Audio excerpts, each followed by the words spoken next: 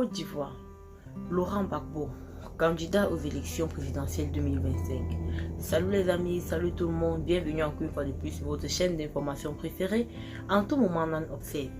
Et bien les amis, aujourd'hui nous sommes du côté de la Côte d'Ivoire où Laurent Gbagbo nous dit ceci. Quand je deviendrai président, toutes les victimes de la crise post-électorale de 2011 seront dédommagées. Donc les amis, pour plus d'informations concernant ce sujet, retrouvons-nous tout à l'heure après le petit générique suivant. Bon visionnage. Abonne-toi à la chaîne et active la cloche de notification pour ne plus rater nos prochaines vidéos. Avant de commencer les amis, je précise que cette vidéo n'est pas faite pour inciter à la haine ou à l'acharnement. Elle est juste à titre informatif. Donc, tâchez de rester poli, mais surtout courtois dans les commentaires. On peut commencer. Ce samedi 11 janvier 2025, lors des assises des femmes de Côte d'Ivoire tenues au Palais de Culture d'Abidjan, l'ancien président ivoirien, actuel leader du Parti des peuples africains de Côte d'Ivoire en abrégé PPACI, Laurent Gbagbo a pris des engagements forts en vue d'une éventuelle réélection à la présidentielle. Parmi les promesses phares, il a annoncé qu'il dédommagerait toutes les victimes de la crise post-électorale de 2010 à 2011. Quand j'ai accepté la candidature que me proposait mon parti, j'ai pris l'engagement que quand je deviendrai président, toutes les victimes seront dédommagées, a déclaré Laurent Gbagbo devant une foule très attentive. Le leader du PPACI a également exprimé sa compassion aux familles des victimes, notamment celle d'Abobo, l'une des zones les plus touchées par les violences post-électorales.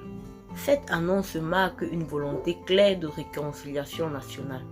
En effet, dans son rapport rendu le 10 août 2012, la commission d'enquête nationale mise en place après l'investiture d'Alassane Dramane Ouattara, président actuel de la Côte d'Ivoire bien sûr, estime le nombre de victimes de cette crise post-électorale de 2010 à 2011 à 3248 morts. Les conséquences sociales et émotionnelles de cet événement restent